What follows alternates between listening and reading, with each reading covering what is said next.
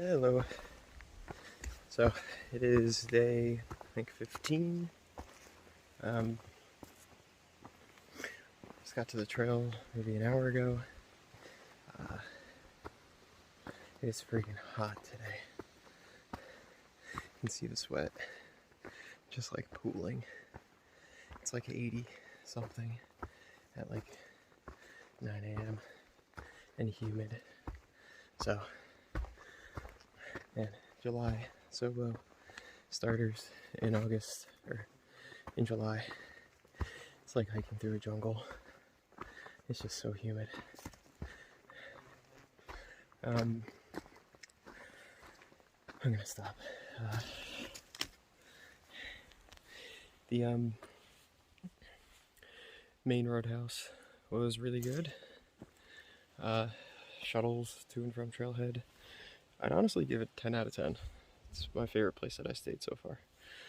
I only spent $50 on resupply and only $10 on resupply, and then $40 for the bunk.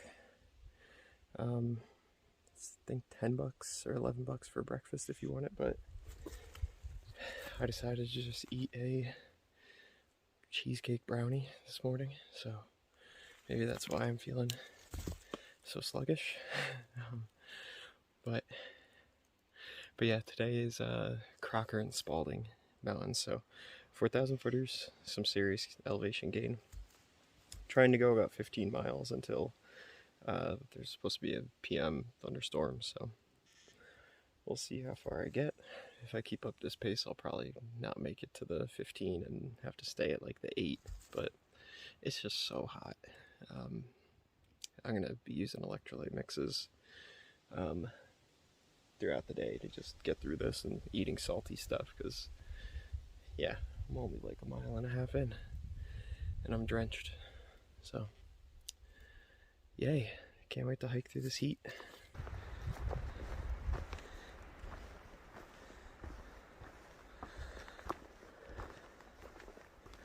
So I'm still a sweaty mess, but I had a nice little break.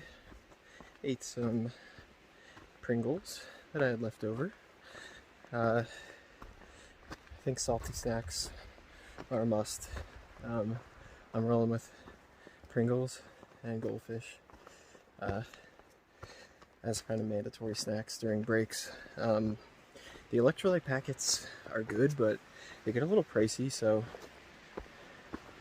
I know there's some like drops that you can use which are a little more affordable, but I've just been going with salty snacks and water during breaks. And it's definitely helping. Definitely feel better. But overall, this climb up Crocker, going southbound, really not that hard compared to the Bigelows. So cannot complain. View from Crocker Mountain. Really no views. Just had to go on this little side trail. Crazy windy. Not crazy. Feels good. It's crazy sweaty. So if I just reach up, I can see a little bit of views. So I haven't done like any kind of video on water filtration. It's kind of boring. Most people do very similar things out here. But all that I'm using is a Sawyer squeeze, and you can see it right here, and a smart water bottle. So these are very common things on the trail. I use the 1 liter smart water bottles. I bring 2 of them. It's been plenty.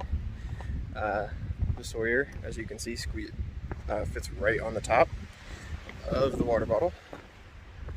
And then my second bottle, so this is all like water from a water source, stream or pond or something. So this bottle is always, this is my like dirty bottle. My other bottle is always clean. So when I filter water, sometimes I squeeze directly from here into the other bottle. And that's just important to make sure you don't get confused and you're accidentally drinking out of, you know, a bottle that was dirty yesterday, but now you're putting clean water into it. So that's my tip. So just clearly mark one bottle as dirty and one is clean. And the way I do it is I just keep this filter always on the top, and I keep it on the right side of my pack. So I know on the right is always the dirty and the left is always the clean. Other systems people are using, the Cat9 Be Free, that's probably the second most popular. And that one, the flow rate is a lot quicker than the Sawyer. So this does take a little time and effort to like squeeze the water through it, but I've been using this for years. It works. It's easy. You can back flush it if it gets clogged. And it's just super popular. It's proven these things are hard to break. The Cat9 Be Frees are, sometimes they leak. I've seen people like squeezing them, water shooting everywhere.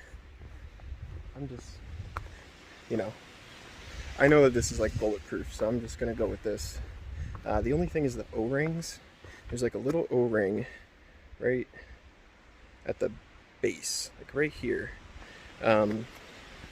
So for water filtration, if you're starting a thru-hike and you're bringing the Sawyer, order a few extra O-rings, because that will fall out. And if it falls out, then you really can't filter water. So that's the only design flaw on this thing. But if you order 2 extra O-rings, throw them in your pack. Hopefully never have to use them. I found that if you don't over squeeze it when you put it on the top of the water bottle, the O-rings last longer. So don't over squeeze it, don't over tighten it, and it should work. This one I've had for years and it never, like, quality's still good. So flow rate is still good. So I'm sticking with it. It works. So I'm gonna stick to Sawyer for the whole trip.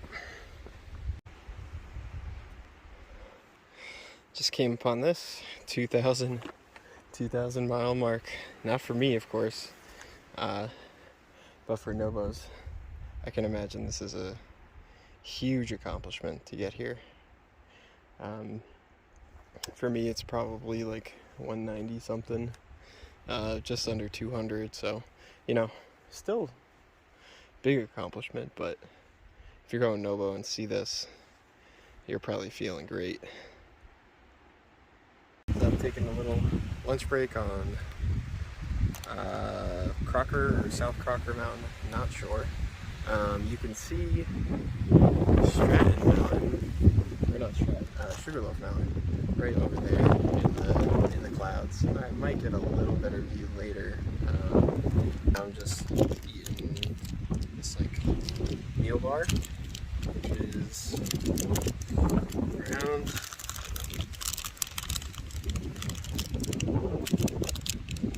almost 400 calories, so between this and some crackers, it's a pretty good lunch. So I'm gonna eat that and get on. I only have about 7 miles left today. It's noon.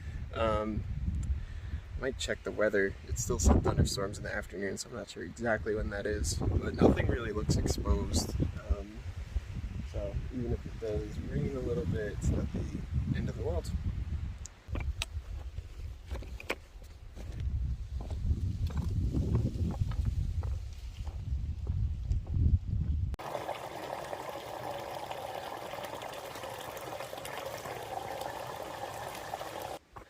So I don't think I did kind of a intro on the elevation or distance of today.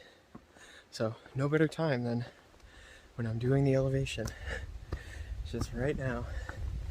You can see, I mean, it's just rocks and hills and, you know, the normal. Today's another day, another big day, but I think every day the next few weeks is going to be a pretty big day. 15-ish miles, but I think over 4,000 feet of elevation. I'll put that little elevation chart next to me, which you should see in the top left, or in the top bar, just how much elevation there is in the day. And then you can see the spikes of, you know, when in my day I'm going up and down.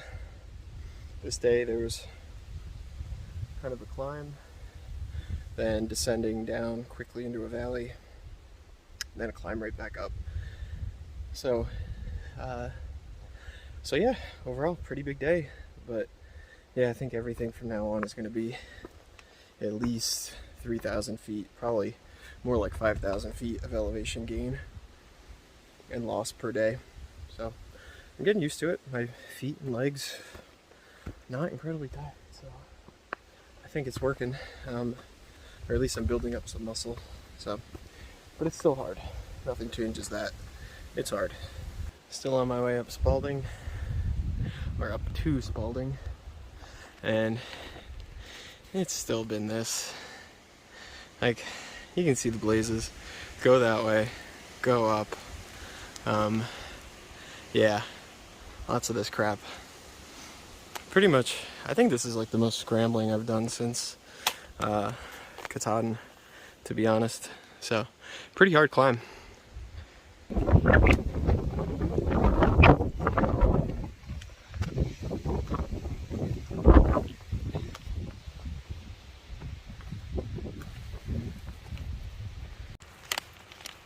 Alright, so I'm trying to do a little more content on what I'm eating. As you know, I'm doing cold soaking, so this stuff works really well. Nor pesticides. So I'm trying this one. I'm about like an hour and a half, 2 hours from camp, so I really need to get this started. Ramen takes maybe half hour, 45 minutes. Couscous, 15, 20. So I'm just going to put water in this and let it soak until I get to camp.